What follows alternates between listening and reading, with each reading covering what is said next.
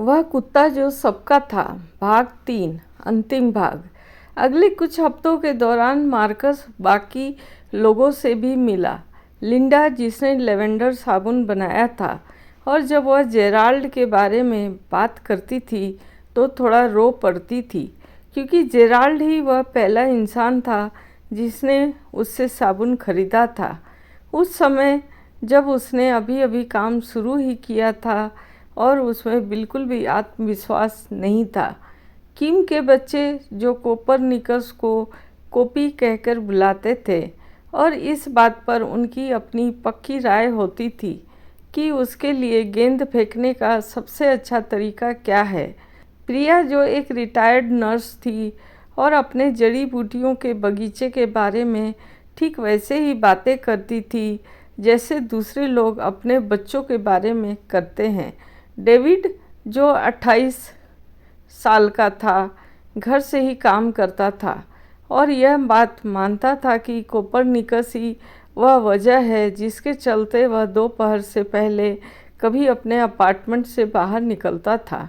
दो और लोग भी थे, रूथ और स्टानिस्लाव नाम का एक बुजुर्ग जोड़ा, जो मुश्किल से ही अंग्रेजी बोल पाता था, लेकिन खाने और हाव भाव के जरिए अपनी सारी ज़रूरी बातें कह देता था। और फे नाम की एक टीनेज लड़की, जो अपनी परीक्षाओं की तैयारी कर रही थी और उसे लगता था कि कोपरनिकस की वजह से पढ़ाई करना अब सजा जैसा नहीं लगता। वे असल में एक दूसरे के दोस्त नहीं थे। उन्होंने जानबूझकर एक दूसरे को नहीं ढूंढा था। वे तो बस ऐसे लोग थे जिन्होंने एक खास इंतजाम के लिए हाँ कह दिया था। ऐसे लोग जिनकी ज़िंदगी में किसी चीज़ की कमी थी। ऐसे लोग जिनके बारे में एक कुत्ते ने यह तय कर लिया था कि उन्हें उसकी ज़रूरत है। मार्कस भी अब उस ईमेल चेन में शामिल होने लगा था। एवेलिन का और बेटी ने बिना किसी झंझट के उसे जोड़ लिया। उसका पहला मैसेज छोटा था। आज उसके फर में कांटे फंस गए थे। मैंने उन्हें निकाल दिया, मार्कस। डेविड ने जवाब दिया, तुम बहुत अच्छे इंसान हो, मार्कस। प्रिया ने जवाब दिया, धन्यवाद प्यारे, वे मेरे बगीचे के हैं, मैं बार देख लूँगी। रूथ और स्टानिस्लाव ने खाने की एक प्लेट की फ़ोटो भेजी, जो ज़्यादातर बातों का उनका जवाब होता था और किसी तरह हमेशा बिल्कुल सही लगता था। मार्च में एवेलिन गिर गई और उसकी कूल्हे की हड्डी टूट गई। ज़्यादा बुरी तरह से नहीं, वह एक हफ्ते के अंदर घर आ गई, लेकिन उसे मदद की ज़रूरत थी और बिना किसी के इसे व्यवस्थित किए। बाकी सब ने इसे खुद ही व्यवस्थित कर लिया।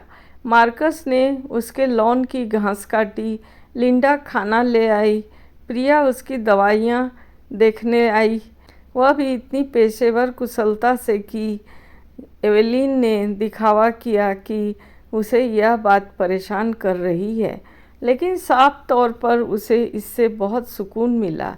जिस दिन एवेलिन अस्पताल से घर आई, वे सब वहीं थे। यह ज़्यादातर एक इत्तेफाक ही था। हर कोई बस मदद करने आ गया था और आखिर में एवेलिन के छोटे से लिविंग रूम में चाय के कप लिए बैठे थे। कोपरनिकस उनके बीच टुकड़ों में बटा हुआ था। उसका सिर फे के गोद में था और उसकी पूंछ डेविड के पैर से टकरा रही थी। मार्कस कोने में बैठा कमरे के चारों ओर देख रहा था और सोच रहा था कि यह एक ही समय में बहुत अजीब और बहुत ही साधारण बात थी। ये सभी लोग अपनी अपनी अलग अलग पहचानों के साथ, बूढ़े और जवान, शांत और शोर मचाने वाले, अलग अलग चीज़ों का शौक मनाने वाले, इस खास जगह पर इसलिए इकट्ठा हुए थे क्योंकि एक कुत्ते ने तय कर लिया था कि वे सब उसी के हैं। उसने जेराल्ड के बारे में सोचा, जिससे वह कभी मिला नहीं था, जिसने एक कुत्ते से इतना गहरा प्यार किया था कि वह प्यार मानो एक ढांचा बन गया था, एक सहारा, कुछ ऐसा जो जेराल्ड के चले जाने के बाद भी लोगों को थामे हुए था। उसने इनमें से कुछ भी नहीं कहा क्योंकि वह सिर्फ 12 साल का था और अगर वह कहता तो शायद बात का मतलब कुछ और ही निकल जाता। लेकिन उसने यह सब सोचा ज़रूर। स्कूल जाने का रास्ता वैसा ही रहा।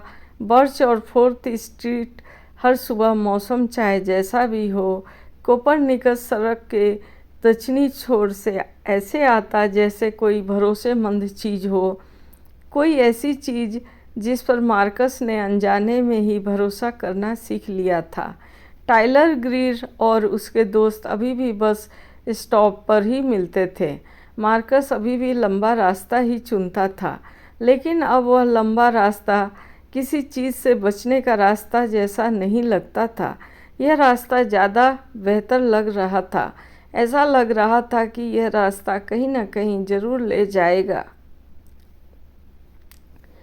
अप्रैल की एक सुबह वह लगभग स्कूल के गेट पर पहुंच ही गया था कि उसे अपने पीछे किसी के कदमों की आहट सुनाई दी, तेज और थोड़ी सांस फूलने वाली। उसने मुड़कर देखा तो फे उसे पकड़ने की कोशिश कर रही थी। उसका बैकपैक ऊपर नीचे हो रहा था और साफ पता चल रहा था कि वह उसे पकड़ने के लिए पूरे ब्लॉक में लगभग दौड़ते हुए आई है। क्या तुम सिकामोर मिडिल स्कूल जाते हो? उसने पूछा। हाँ, मैं हाई स्कूल जाती हूँ। मैं ठीक उसके पास से ही गुजरती हूँ। वह उसके बगल में कोपरनिकस के दूसरी तरफ उसके साथ साथ चलने लगी। मैंने सोचा कि हम साथ साथ चल सकते हैं। ठीक है, मार्कस ने कहा। कोपरनिकस सीधे आगे की ओर देख रहा था और उसकी पूंछ हिल रही थी।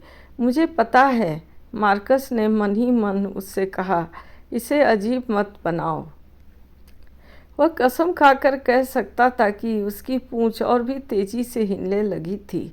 उसी गर्मियों में 4 जुलाई की ब्लॉक पार्टी में, जिसे रूथ और स्टेनिस्लाव हर साल इतनी गंभीरता और लगन से आयोजित करते थे कि वह एक नागरिक कर्तव्य जैसा लगता था, कोई एक कैमरा ले आया और उन सभी को एवलिन के आंगन में फ़ोटो खिंचवाने के लिए कतार में खड़ा कर दिया।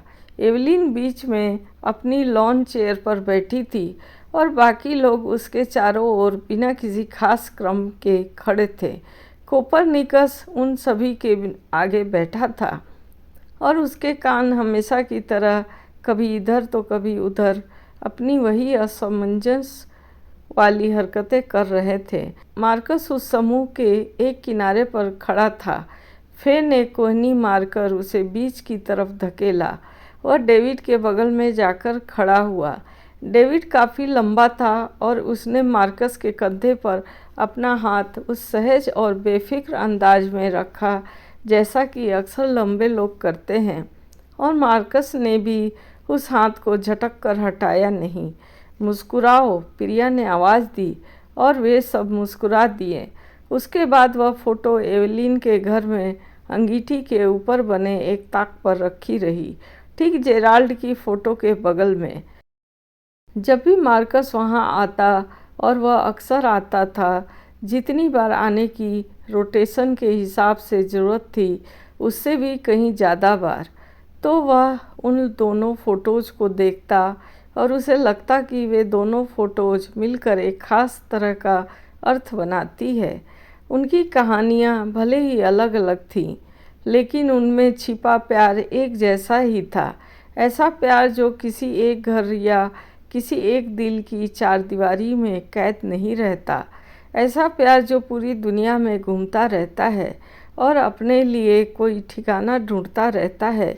कोपरनिकस उसके पैरों के पास बैठा था और उसकी टांग से सटकर बैठा था, बिल्कुल गर्मजोशी भरा, मजबूत और पूरी तरह से मौजूद। मार्कस ने उस कुत्ते के सिर पर अपना हाथ रखा और उसी पल उसे यह महसूस होना बंद हो गया कि वह सिकामोर फॉल्स का सबसे अकेला लड़का है। काफ़ी समय से वह वहाँ नहीं गया था। अब ये कहानी ख़त्म होती है। थैंक्स।